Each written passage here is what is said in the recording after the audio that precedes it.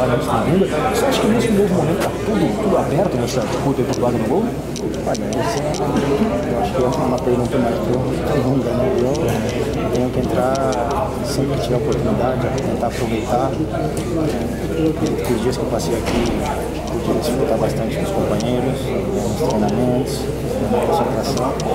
E deixar uma boa imagem, eu acho que é sempre positivo. Precisamos voltar, claro que não é minha do treinador, tanto eu como o Rafael como o Neto tentamos sempre aproveitar essas oportunidades que foram dadas para nós. Agora de voltar depende muito de cara.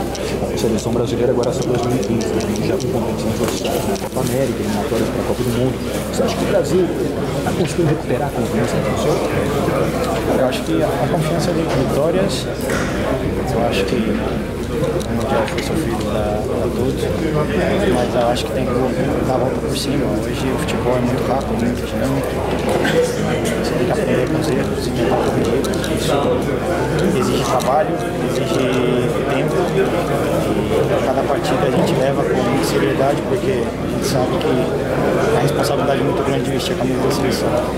Então sempre com os pés no chão, trabalhando da mesma maneira, e quem sabe a gente possa apagar essa imagem.